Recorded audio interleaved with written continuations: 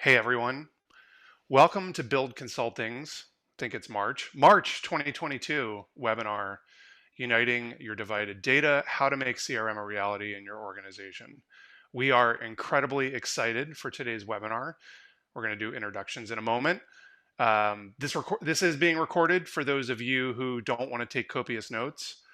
Our goal is to keep the webinar about 25 to 30 minutes long. One, because we know probably post-pandemic people are very tired of webinars, and we want to leave time for questions. But along the way, if you have any questions, please use the Q&A function. We will try to keep an eye on it, answer questions along the way. We definitely want this to feel interactive, and Watt and I are committed to trying to answer questions and interrupt each other as much as possible to keep this as interactive as possible. Absolutely. Yes. So as an introduction, I'm Kyle Haines. I'm a partner at Build Consulting. This topic is especially interesting to me because I started my career in CRM at nonprofits. And so I always enjoy the opportunity to talk about my perspective and experience. And I definitely, over the years, have come to value Watt's experience and perspective. So with that, I'll introduce Watt. And after that, we can get started. All right. Thanks, Kyle. So yes, I'm Watt Hamlett. I'm the founder of Watt Hamlett Consulting. I work with nonprofits as an independent advisor on all things Salesforce. So whether organizations are considering making a move to Salesforce or evaluating their next move with the current implementation, I serve as their guide and advocate to help them navigate the Salesforce maze. I know today's webinar is not about Salesforce, but that's kind of the perspective that I bring to the table. I'm really happy to be joining Build for this. Thanks, Watt. So a few things, or I shouldn't say a few, I think there's only two things before we get started. One is that just a couple disclaimers. Build Consulting, we describe ourselves as being passionately independent. So today we may talk about specific solutions. Oftentimes after the webinar, vendors reach out and they're like, hey, you didn't talk about our solution. We do that. This is not a endorsement of certain software. This is not to be comprehensive in terms of talking about every single approach or vendor out there.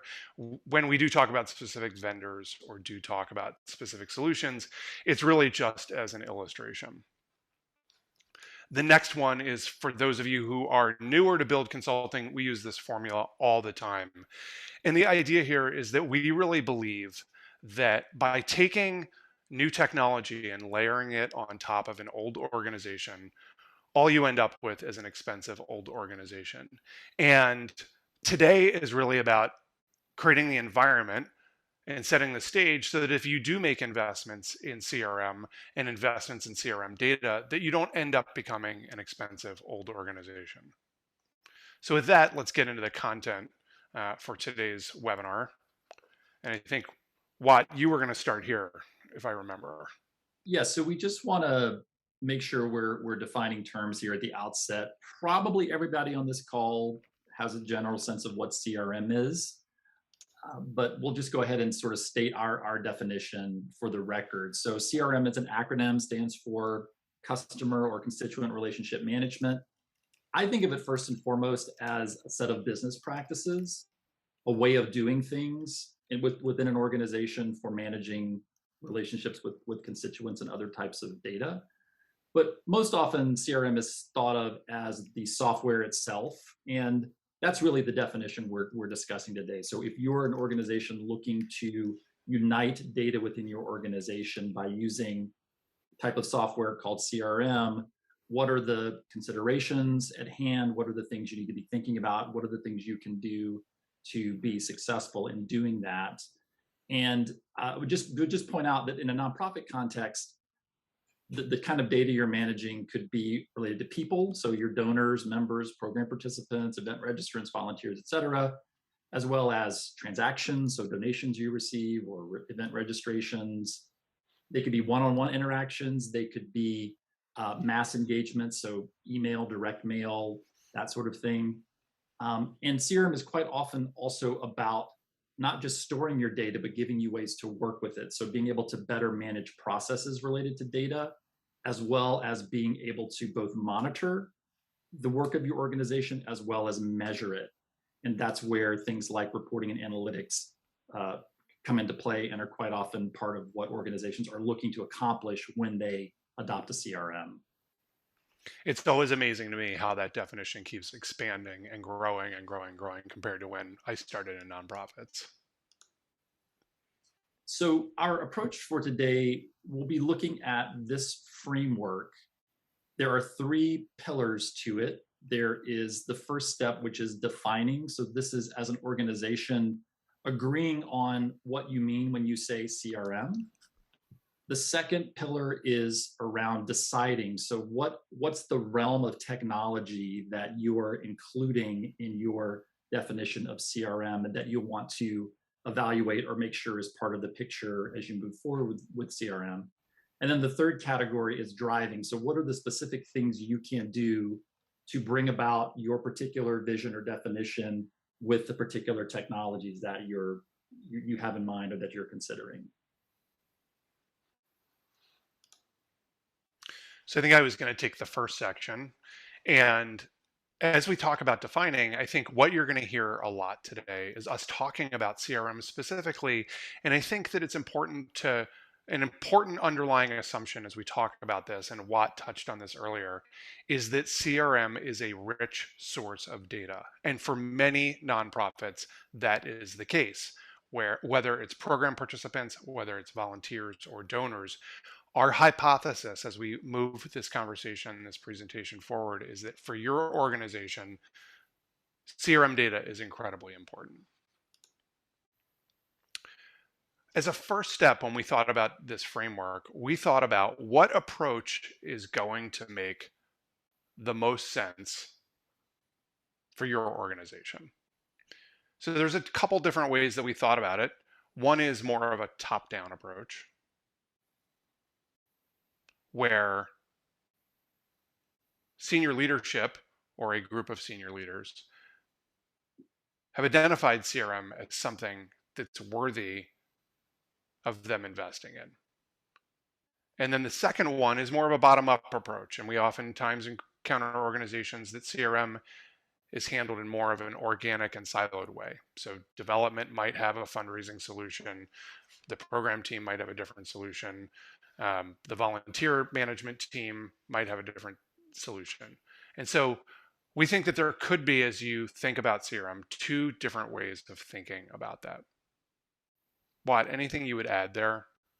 I would just invite folks on the webinar today to just drop in the Q&A panel if your organization is considering CRM or has adopted CRM.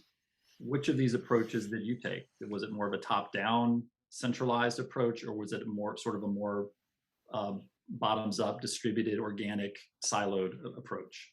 Just love to get some thoughts in the Q&A there, and we'll check back on that in a minute. I love the idea of distributed as well. That's a great way to describe it.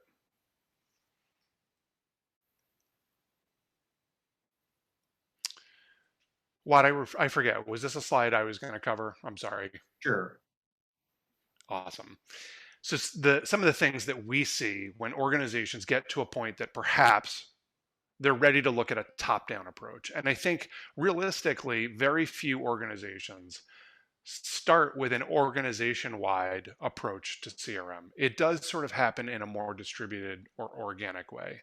And so what are the things that can actually drive people to thinking about what does it look like to take a more holistic or top-down approach to defining how CRM and CRM data works? The first one was really Watt's contribution, which I thought was awesome. And this idea that sometimes your constituents feel it, whether they're having to log into different systems or it doesn't seem like you really know them that well. You're not communicating with them around things they've expressed interest in or participated in, so they're feeling it. The next one, which is central to today's webinar, is that you have an inability to access data and access data across systems. So I think it's really important here to draw a distinction, draw a distinction from individual systems where you feel like the data kind of is not great that comes out of that system. It doesn't work particularly well. We're thinking in this way about lots of systems and the inaccessibility of combining that data, aggregating it, understanding it, and acting on it. And then lastly, at least what we hear a lot at Build is just this idea of fatigue. We have so many systems, it feels like they do repetitive, duplicative stuff. It's expensive. I don't know what does what. That can be a real driver for a top-down approach.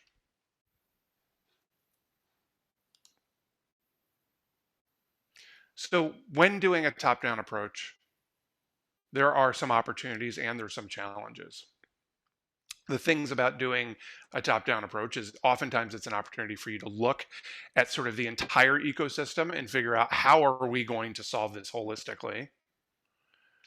Another opportunity is that when done well and framed well, it can create this organizational impetus where people feel as though they're working towards something larger than perhaps their own individual needs, team needs, departmental needs. When communicated well, it also creates a shared understanding why this is important, what's driving this. And then lastly, oftentimes it leads to easier data collection, easier data analysis, reporting, and some of those types of things. It can also be challenging because it often involves getting agreement across multiple teams. It can be expensive, and we're going to talk about that later. And usually there's a corollary between things that are expensive also being time consuming. It also requires this idea of an constant care and feeding around a roadmap. So it requires an ongoing adjustment to roadmaps and looking at what are the things we're working on? Are they aligning to organizational strategy? Are we focused on the right things?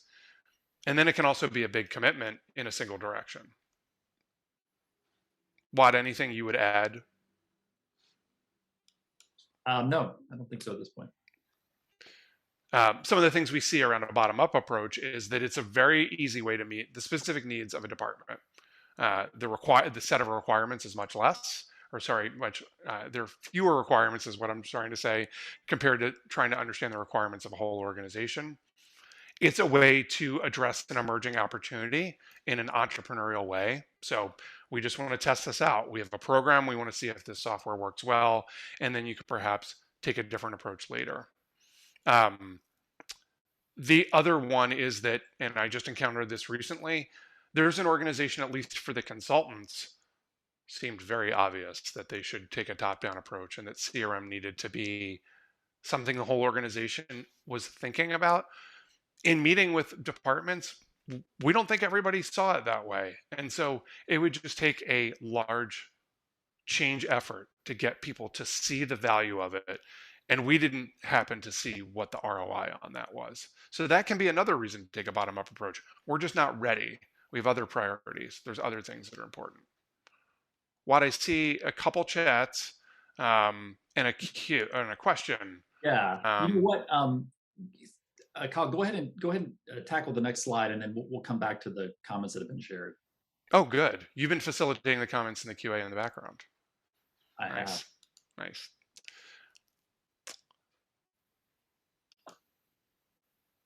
So some of the opportunities, I talked about some of these being quick and nimble, being entrepreneurial. And you can also take a best of breed approach where the programs team has the application of the software they need.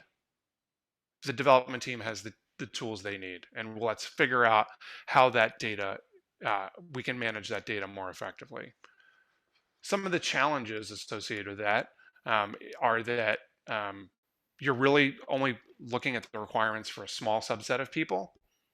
There are governance considerations. We do encounter people who do have software where there is a lot of overlap. It can also impact the constituent experience. So we've seen instances where there's multiple logins for constituent facing system because it's not a single system. And realistically, typically, this is a short-term approach. Eventually, we find that people need at some point, there's a moment, an inflection point where they need to look at something more holistic.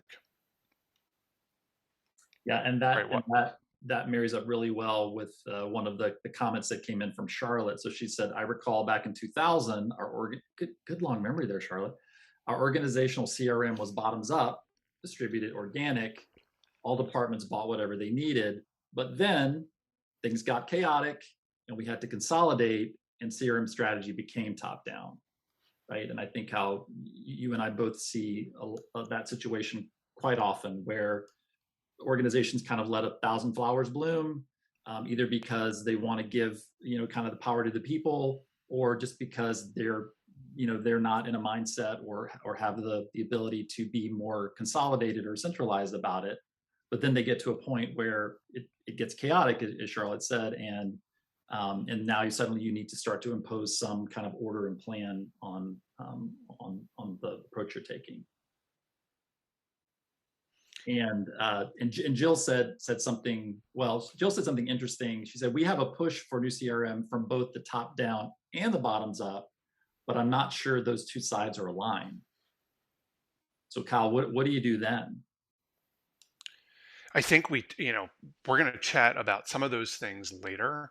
I think that those are important things to surface. And oftentimes, this is not a pitch for build, but before we get into even picking the technology, we do an assessment and sort of uncover that. Because I think that that's an important thing, is to make sure leadership is aligned, and that leadership understands the perspective of the people who are going to be expected to make these changes, right? And so thinking about how are you going to solicit their input, how are you going to get their perspective? I think in these projects is important. I've been saying recently, I think my post-pandemic saying is everyone should get a voice. Maybe everyone doesn't get a vote, but how do you approach a project like CRM that has significant change management considerations, making sure people had a voice into what their experience and perspective was? Mm-hmm. Yes, and Robin just asked, how do you assess if the organization is even ready for an initiative change? And I think we're going to be touching on that in the third pillar of our framework. Yeah. Great, thanks, Robin. All right, so that's the first pillar, is defining what CRM will mean to the organization. We've talked about, you can kind of come at that from a top down or a bottom up approach, or some sort of hybrid. And that's a very important step in the process. So the next pillar we're going to talk about is, then what's the technology that's needed to support the vision? And Kyle, if you go to the next slide, we have a few categories here. Again, there's hundreds, if not thousands, of tools that nonprofits can use to meet their various needs. And so we thought it might be helpful just to kind of talk about some categories of tools. And by our count, there's about four different broad categories of tools. So the first is best of breed. And by that, we mean tools that are generally designed to do one thing. So a donor database, or a volunteer system, or an email marketing system. And these are quite often where organizations start, particularly if all they're taking is a bottoms up approach, where my particular department, my team needs a tool to do X. We go out and find that tool and we use it. And maybe no one else in the organization is using it, if they're even aware of it. The second category of tool is an all-in-one. So these are systems that combine multiple functions into a single package. And these can sort of exist in different domains. So there are all-in-ones that exist just for digital engagement. So in the nonprofit world, tools like Illuminate Online, or Engaging Networks, or Springboard, where you can do online fundraising and advocacy and online events and maybe email marketing all out of a single tool set. And then there are all-in-ones that encompass broader functions. So this would be tools like Every Action or Virtuous, that combine both a donor database, so a way to centralize your constituent data, as well as a set of engagement tools. The third category is what we're calling a platform approach. And this gets us into categories of tools like Salesforce, or like Microsoft, that natively offer certain capabilities around constituent data management, plus give you the ability to either build out your own unique capabilities on top of those platforms, or integrate them with other tools, such as best of breed tools, or even all-in-ones. And then the final category is a little bit different in that it's not a type of CRM per se, but it's more recognizing the fact that when organizations reach a certain size and really a certain volume of data or systems, they need to look beyond a single system as a way to manage that. They need some additional tools and capabilities to better orchestrate connections among systems and or um, surface the kind of monitoring and measuring in their data that they need to get to. So, at the risk of oversimplifying, which maybe we already have, we also are suggesting uh, that best of breed and all of one and all best of breed and all in one tend to align more to a bottoms up approach, whereas platforms and data hubs tend to be more relevant from the top down approach. This isn't always true. Certainly I've seen examples of organizations that are taking a bottom up approach, but they start with the platform. Or organizations that take a top down approach, but they're very focused on certain best of breed tools. So this isn't meant to sort of be prescriptive, but more sort of describe what we see as the way these different tools tend to align with different definitions or approaches to CRM.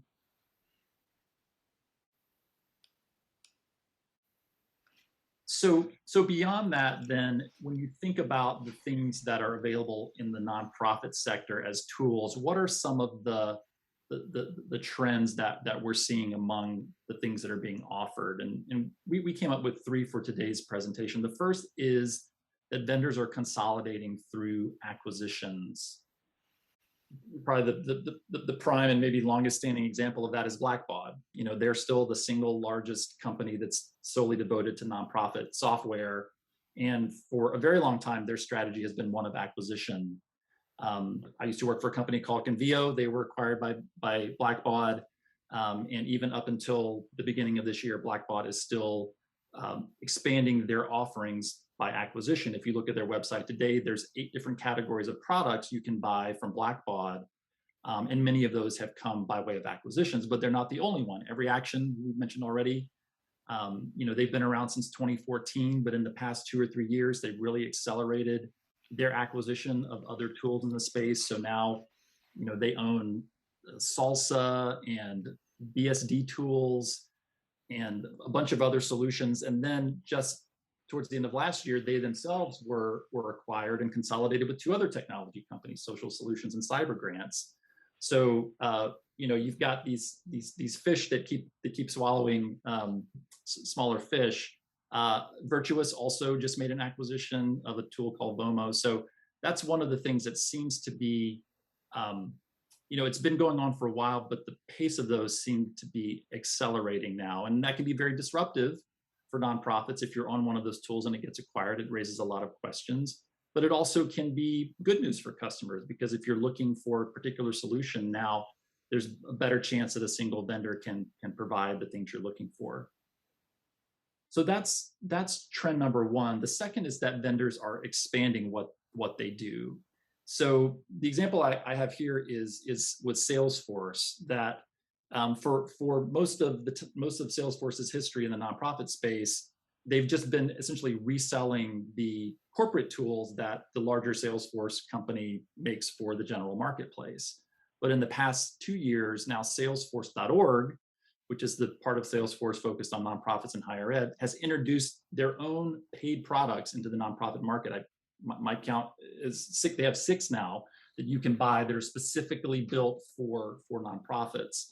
Microsoft is another example. They have started to focus on their own products and offers specifically for the nonprofit sector. And then the last trend is simply new competition because of new firms coming into the market. Kyle, I wonder your thoughts on that. I think you're involved, and Build in particular is involved in helping organizations evaluate all kinds of technology. What have you all seen there in terms of the number of options available to organizations? Well, unfortunately, you stole all of my good examples of things that had come into the market recently. I mean, I think it's like a full-time job, in some ways, keeping keeping on top of these, I think when I started, you mentioned Blackbaud, they were the predominant vendor in the market, and it's gotten to the point that we sort of track vendors in a spreadsheet because there's that many of them. One of the things I was going to add, Watt, that I think is interesting is the number of entrants that are backed by VC funding. And so that, I always wonder when we're doing a selection, if a company is backed by a VC, what is the long-term plan? It's probably the VC wants to get out of there at some point, and usually that comes through a sale or an acquisition by a larger vendor. So I think that's an interesting trend for people looking at vendors that are newer, understanding what is their funding source and how might that impact them if, and how does the nonprofit feel if their solution is going to be acquired by a larger vendor or sold to another VC firm that has a different idea. Right. Yeah. Yeah. There was a question, Watt, in the chat, or in the Q&A rather, around a rule of thumb for a tipping point between the platform approach versus the data hub. What does that look like if you have lofty goals for growth? Is it as simple as starting with the platform until your organization, it doesn't fit any longer? Or can that approach also meet the needs of large organizations? And I thought I would start, because I had the benefit of reading the question and already knowing what it was. I think what Watt shared is, and I agree with this, is that in our experience, the platform approach is for larger organizations. And I don't know if this works, but I think oftentimes when we're doing selections, the question we ask is, are you in a place where you want a solution you can grow into, or do you have a solution that you want to grow out of? And in growing into something looks different than growing out of something. And so I think that depending on the relative costs, that oftentimes is the biggest question. Growing into something tends to cost more because you need more support from external vendors. So I didn't really answer the question about the rule of thumb per se, but the question I would put back to the organization is, which is more comfortable to you? Growing out of something and knowing you might need to make a switch down the line, or making the investment now with something that's going to grow with the organization? Watt, I'm curious your thoughts. Yeah, I like that, and I would just add that the that if you are a very large organization, and we mean like hundreds of millions of dollars in budget, or a large federated organization, things like that, and you're kind of taking a top-down approach to introducing CRM, a data hub is going to be on the table for you. You're going to want to have that in the picture. If you're something less than that in terms of size and scale as an organization, you're probably okay to just start with a platform and focus on kind of the core CRM elements of that. And then over time, if you find that, let's say, your data analysis needs exceed those that your CRM can provide, you can always introduce additional capabilities through external business intelligence tools, things like Tableau or Power BI.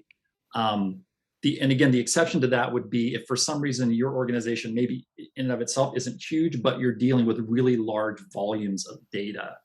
I'm working with an organization right now, and they're in and of themselves, they're under 100 staff. They're not that large, but they do deal in very large data sets. So they know as they bring CRM to the organization, they're going to have to start with having some larger capacity for data management and analysis as part of that solution from the get-go. Yeah, and I mean, I think in addition to large data sets, maybe the diversity of data sets, that if your organization's hitting the point where you need to do analysis and reporting, and you don't want everything to have to land in your CRM to be able to do that, that's another inflection point where you might need a data hub where you say, look, we want to look at Google Analytics, the data alongside engagement data, which sits in a marketing automation tool alongside CRM, and we don't want to have to bring it all into one place. Excuse me, and that analysis needs to be done on a regular basis. That's another instance. So it's not just the volume of the data, I think also the complexity of the data, in my experience, might drive that decision. Yeah, and in fact, if we go to the next slide, these are some trends we're seeing in general. I think we've touched on a couple of these already, and just in answering that question. But and we're sharing these by way of saying, as you get into thinking about how to improve your organization's data management, these are things that you may be already aware of, or things that you at least want to kind of keep in mind that may need to get addressed as you go about doing your CRM implementation. So the first here is that all of the systems that we're talking about, whether they're best of breed, all-in-one platforms, they're all generating data. And so organizations are the more tools you have, or the bigger your programs, the more data you're generating. And so now organizations are having to think through what data is really truly worth keeping, what's worth surfacing to users, what's worth measuring and monitoring, and what isn't. And this is partly about trying to separate the signal from the noise so that you can focus on what really matters. But it also relates to our second point here, which is that organizations are being confronted with increasing storage costs for data. So, again, this is particularly true in the platform world, Salesforce, Microsoft. You are paying for not only for the functionality, you're paying for the privilege of storing your data in their clouds. And so you do need to be mindful that, again, once you get to a certain size and scale, you may exceed the limits that are part of the standard licensing, and may need to purchase additional data. So at that point, you may need to be thinking, do we really need to be holding on to everything that we're keeping in these systems? A third aspect of data management that we're seeing is we're calling kind of the competition to be the standard bearer of how data should be structured. And I think Microsoft, in my mind, really took the biggest step in this direction, because as they looked to move into the nonprofit space, with a lot of purpose here in the past 3 years, they started with the data model. So they said, let's define what it looks like from a data perspective to be able to accommodate all of the different types of data that any nonprofit would ever want to manage. And then from there, we'll look to build out certain solutions. And so they're kind of putting some pressure on the ecosystem putting some pressure on other vendors in the space to think about, as they build their own data models, can they conform to a standard that works more broadly across vendors, so that organizations that have multiple systems can more easily exchange data between those systems. The fourth point here on data is greater emphasis being placed on directly connecting data between systems through middleware and integrations. We're going to talk more about that in detail in just a second. The fifth is things related to effectively managing the technology you have, making sure that systems are available, reliable, making sure that the systems themselves are secure to avoid data breaches, and making sure that you're adhering to privacy standards like GDPR and HIPAA. And then the sixth point is increased levels of constituent self-service or self-management of data. And again, this I think is driven partly by the fact that all of us now are used to, for the companies that we relate to and in our personal lives, having a lot of control over our accounts, over our interactions with companies online, and are more used to being able to go online and do things for ourselves, whether that's, update a credit card on a recurring gift, or make an appointment, or download a receipt. But this also creates efficiencies for staff, right? Because the more you can have your constituents do for themselves, whether that's in the realm of donor services or your programs, that takes some of the burden off your staff and helps you be able to operate more efficiently. Hal, anything to add there in terms of?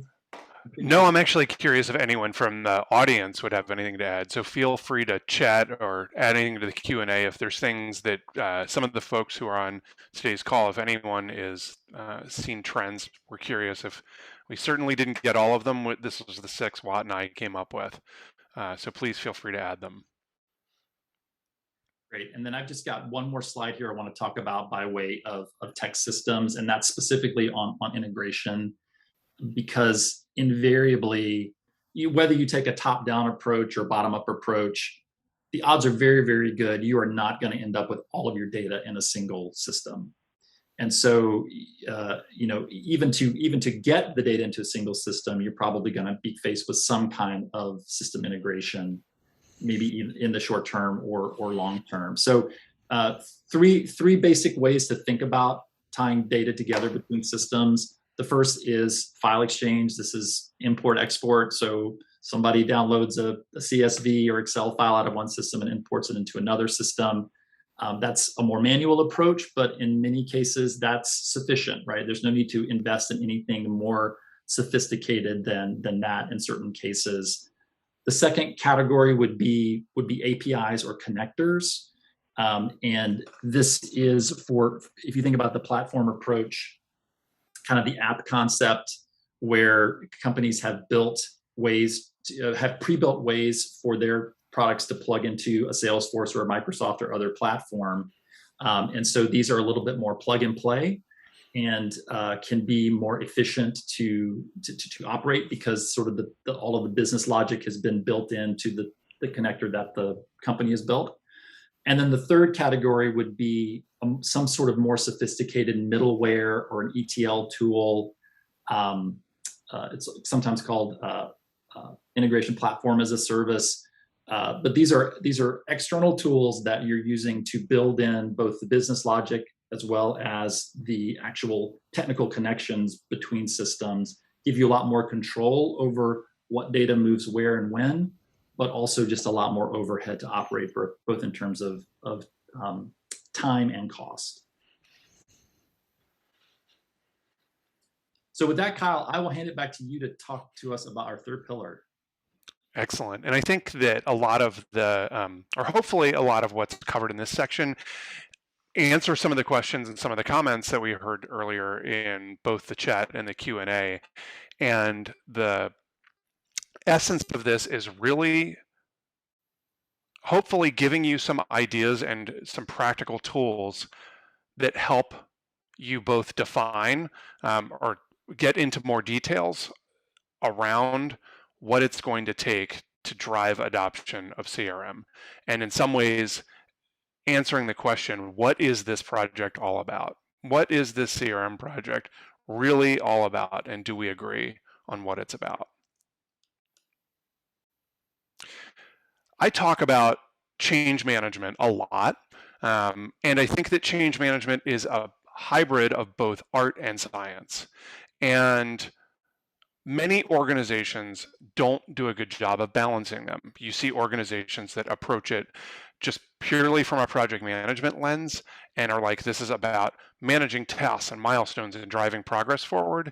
And you see other organizations that say, perhaps don't understand the scale and the scope of what a CRM project might look like for them. And so driving adoption is part art and part science. Ultimately, it's about making sure that you have an appropriate amount of detail to support leaders and support the team in understanding what making CRM a reality looks like for you, not for what it looks like for an organization, but specifically what it looks like for your organization. Some of the challenges we see in the adoption of CRM, and I think this was embedded again in the comments that people made, and in some of the things Watt and I have covered already. The top one is that sometimes when it comes down to it, you're just not ready for that scale of change. You're in the middle of a strategic refresh. There's been a leadership change. There are valid reasons for not approaching a big CRM project. The other one, and I think Watt has a personal story that relates to this, is how do you budget for something that might be a multi-year investment? You may know what it might look like to do phase one, but how do you budget over multiple years? And we're going to talk about that in a little bit later in more detail on a subsequent slide. The next thing, and we also have some examples about this, is before you get into the technology itself, we experienced organizations that don't have a sense of how is the data even going to be structured? What's the important data that you need to capture? What is the role of CRM in capturing that data versus other systems that range from finance systems to HR systems to constituent engagement systems.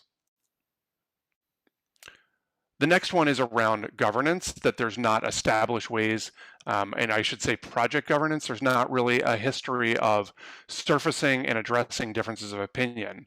And I think there was a comment earlier that from one of the attendees that their organization, that there are differences of opinion between the top and the bottom around how to approach CRM and CRM data. The next one is the reality is that these are big projects.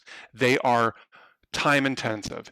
Even if you rely on outsourced vendors to lead you through the project, lead you through selections, lead you through implementations, you still need to be an active participant in this. And I'm sure everyone on the call has experienced that no vendor can successfully implement a CRM project without active participation from you.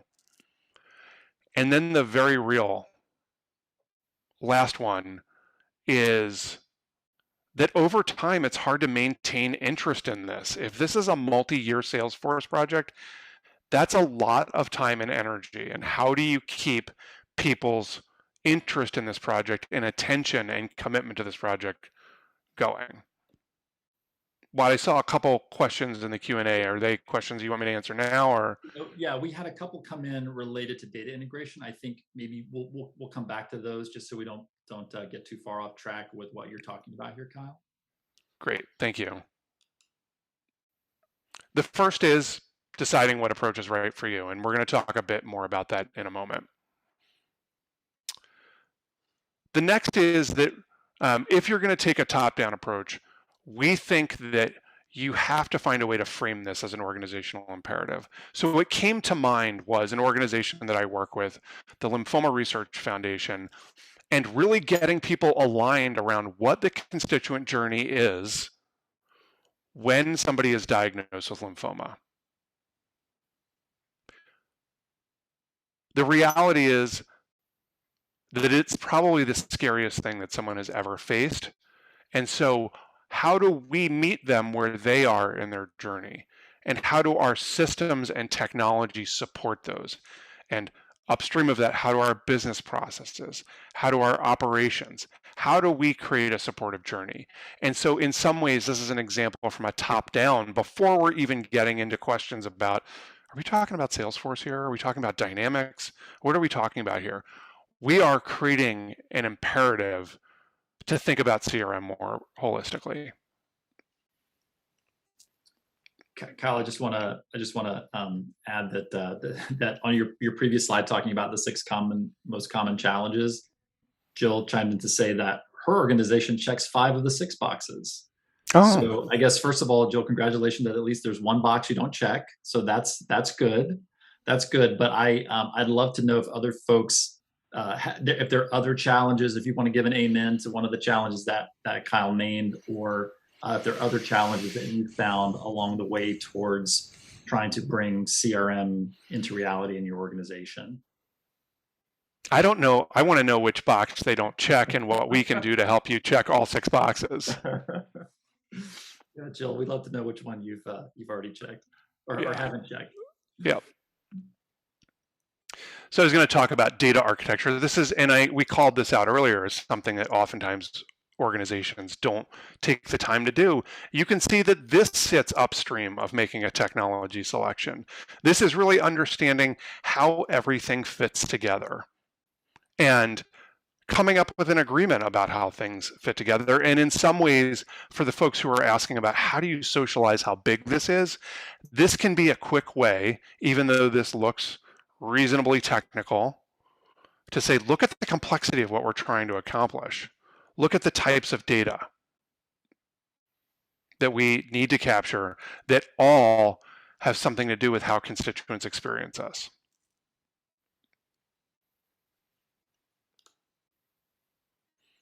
And then you can go a level farther, and this aligns to the diagram earlier with all of the data associated with it. And if you didn't notice, this is an Excel spreadsheet with lots of tabs. So this was a lot of work. But again, this is sitting upstream of making a technology decision. It's really understanding what is the data opportunity, what is the constituent experience opportunity, whatever those opportunities are, what are they, and getting very specific about them.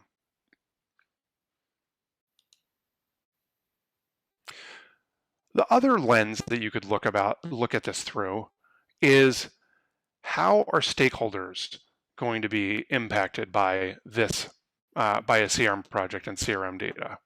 And the screenshot that I took actually focused on volunteers, but the entirety of this captures finance, it captures membership services, it captures a number of different departments, and really understanding how stakeholders are going to be impacted by this can also communicate the breadth of either the opportunity or the breadth of the challenge, and perhaps give people a sense of how big of a bite of the apple the organization is going to need to take, or even has the appetite to take on. Watt, I want to pause. Anything that you think you'd want to add? Go to the next slide, and then we'll get in a couple of questions here. Perfect. So this is what we mentioned earlier, is writing down and getting very specific around what are going to be the staffing and time commitments for somebody in this project, and also in an ongoing way. So here are two positions as an example that are going to be needed following go live, post go live. These are how much time positions need to be allocated to working with this new project and or new product rather. It's also important to capture in the various phases of the project what the time commitments are going to be, not only of people central to the project, but departments and departmental representatives. Well, you said there were a couple questions, comments that relate to this. Susan asked a question here that I think is relevant to this question about staffing and time commitments. So she said she would love some tips for re-energizing when you are in the midst of an implementation transition. Our team is excited at the possibilities, but could use a boost as we are at the point of messy data cleaning for migration and not yet to the exciting new features that show a promise of more efficiency and engagement. And I think, one of the earlier slides talking about challenges, one of them is this very one. It's fatigue. And I think we were speaking specifically to the kind of the long process that can be involved just to getting to a CRM decision. But there's also this reality of once you're in the midst of it, it can be very time consuming and a lot of hard work and kind of a drag. A total drag. And my question is, are you creating the expectation for leadership that the time needed to spend on data cleanup, I think that was in the example, that they need additional time to do that. So how are you creating the space for it? And it sounds incredibly cheesy, but it's how do you create an environment where people want to do that? So are you buying them in a remote world? Are you blocking off time and sending them a Grubhub card so that they can get lunch? If for those of you who are back in person, are you creating war rooms to address these things? Are you celebrating milestones? It really is about being a cheerleader for the importance of this. And a big part of this is thinking about what cheerleading looks like and making sure that the leadership of the organization is as equally invested in being cheerleaders and being vocal cheerleaders, not just cheerleaders behind closed doors. And I have I agree with all that. I have an additional thought in terms of keeping people excited and sort of focused on the end goal. Often in the middle of the project, it can be helpful to sort of maybe revisit some of the things you looked at during the sales process. So if there are video demos of what the tools can do, or there's functionality that you're looking forward to using, this can also be a good time to let's talk about that. Like we're gonna have a tool that lets us do XYZ in the midst of having to do this grunt work of data cleanup. Let's also spend a little time dreaming about what we're gonna be able to do as a result of this tool coming in and giving us these additional capabilities. There's another question here. At what point in the project would you recommend an org really take a look at staffing and time commitment needs?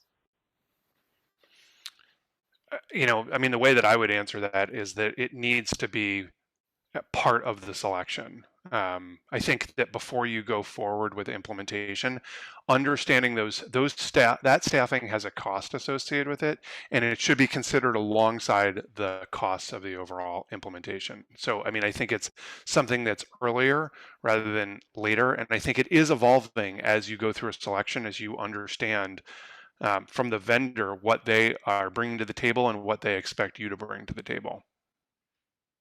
Watt, anything Great. you would add?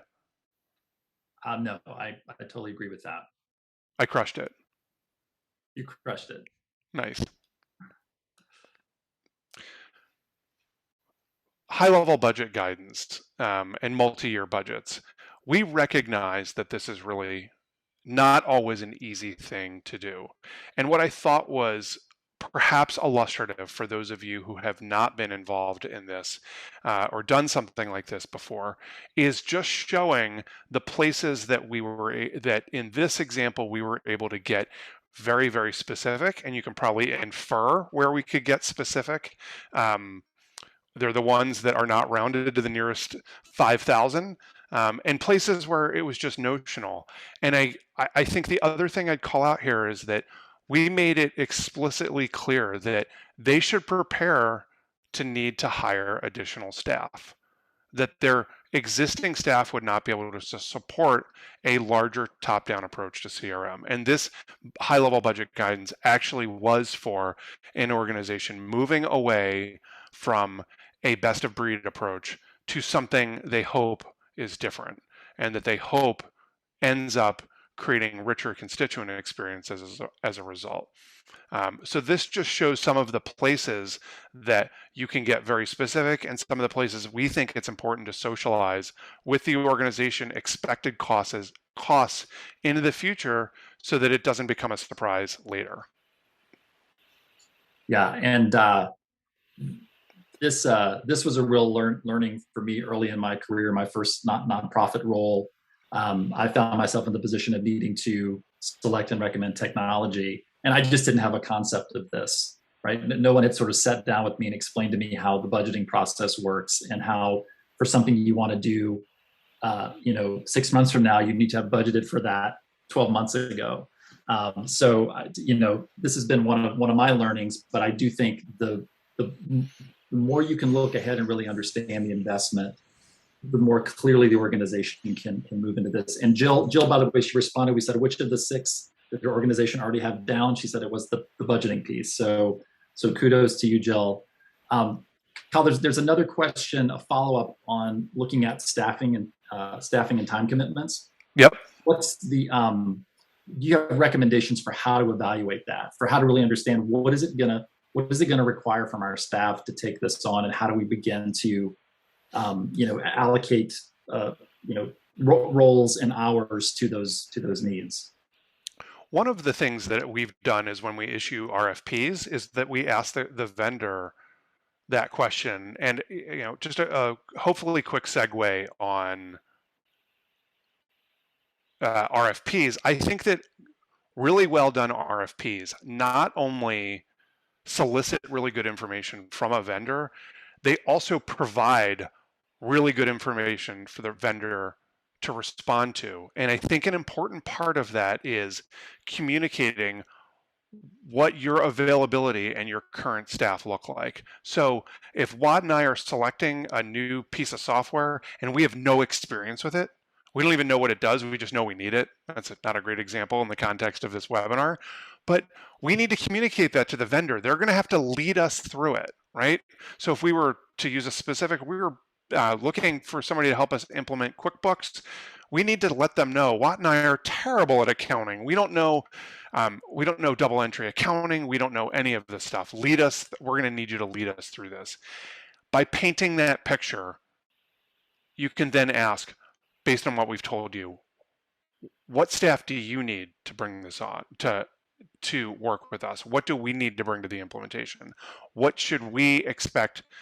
What should our departments expect? They can oftentimes provide that guidance for you. Yeah, I found that as well. Yeah. That if I'm helping organizations pick a Salesforce partner for their implementation, I will always have them ask the partner, how much time will it take us to do the project you're proposing, and what roles do we need to have, and how much time per role should we plan on. And I generally find that those vendors know, because they go through these projects all the time, and they know what they need from the nonprofit to be able to do it successfully. And they're going to like that you're asking the question, right? Because they want to be successful as well. They want you to ask that question. And they want to provide hopefully realistic guidance on that, so that they can be successful and the project doesn't drag, it doesn't go over budget, or extend the timeline. So we're almost at time. We have just one more slide here to sort of pull some thoughts together, and then there are two more questions. The folks who asked about integrations, the folks who asked these can't stick around. It will be on the recording once it's released. Yeah, that's a good point. Thank you, Watt. So just in terms of thinking about action steps from here, again, just to recap on the number of the things we've talked about. So first of all, it's really about understanding where you're starting from, and how you're intending to go forward. You know, is this an initiative that you're trying to get leadership invested in, so they're leading it organization wide? Is this something happening at a department level, a more bottom up approach? But wherever you're starting from, sort of know and get as specific as you can about where you are and what your needs are, and then make sure you're bringing the right stakeholders to the table to verify that. And I think this is often a good opportunity, especially if you're in a bottom up approach, to reach out to your peers within the organization to say, we're thinking about moving forward with some tools for XYZ. Would these tools be helpful to you? And that way you can maybe gain some efficiencies in doing the process together. The third is then creating the vision. So this is where we are. This is where we're trying to go. The fourth point is aligning leadership, regardless of whether it's bottom up or top down. You want to have that buy-in from leaders. Kyle talked about number 5 there, creating a data architecture. So understanding what's the total universe of data that's encompassed in your initiative, and what data needs to be there in that future state to support where you're trying to go. And then 6 is creating the roadmap. So what are the steps that you're going to take to get from where you are today to the finished state? That's where you can talk to vendors about how long does it take to implement their product, as well as if it's a larger initiative, thinking about a longer term roadmap that has milestones along the way, so that you're doing it in a fashion that the organization can keep pace with and not be overwhelmed by. All right. The only thing I might, or sorry, just really quickly, Watt. One quick thing on, as I was thinking about 3 and 4, a quick plug for somebody who came late to understanding the value of project charters. Number 3 and 4, I think, are great opportunity to align people around what you're trying to accomplish, and stating what the vision of the future looks like is thinking about the project charter not as just something you have to do, but it's really an internal marketing piece. It is really about how are you internally marketing this to leaders and ultimately to the rest of the organization. Small plug for project charters. Great. All right, two questions related to integrations, and we've got our contact information on the screen, so feel free to reach out with any additional questions. Thank you all so much for your time and attention to this point. So question 1 is, with any data integration, organizations are going to lose some data in translation for things that don't transfer apples to apples. Yes. So is this a good argument for nonprofits to consider all-in-one solutions?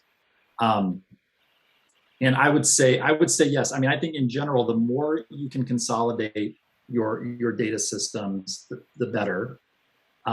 We talked about, there can be some issues if the data set you're managing gets too large. There can be issues in terms of cost and even performance. In Salesforce, for example, if your data exceeds certain volumes, your reports get slow, right? That's just kind of something you have to keep in mind. But I think generally, yes, the fewer, I like to say, as many systems as necessary, as few as possible. Kyle, anything you'd add to that?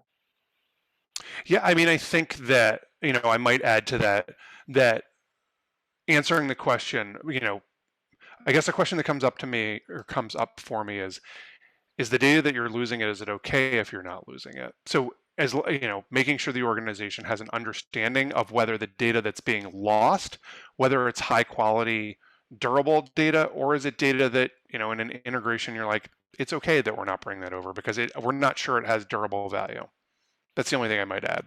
Right. And yes, we talked about part of the action plan is thinking about the total set of data that you need access to. And yeah, if it's something that isn't absolutely necessary to move, there's no need to do it. And then the second question is related to integrations is where would you put a product like Zapier on that chart? So we talked about kind of import, export, connectors, and middleware ETL tools.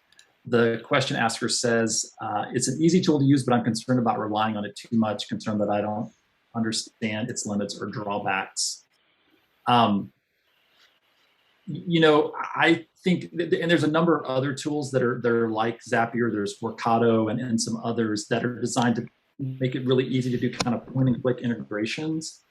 And I generally feel like those are good to a point, but I would have concerns about those being sort of the primary mechanism that you're using to integrate with it at an organizational level. I think they can be good for very specific, limited kinds of needs, but if you're talking about tying your donor database to your finance system or your email marketing tool to your CRM, you're definitely going to want to look at something beyond that kind of tool. Yeah, I mean, I think the concern I have is that oftentimes the recipes that you're building in something like a Zapier, who's building them, maintaining them, documenting what they do, if there's attrition or turnover, who's going to be responsible for those things. So I think taking on something like a Zapier, the organization from a IT perspective just needs to be really clear that it may play a significant role in your information strategy, and it needs to be supported. Right. Yeah. Great.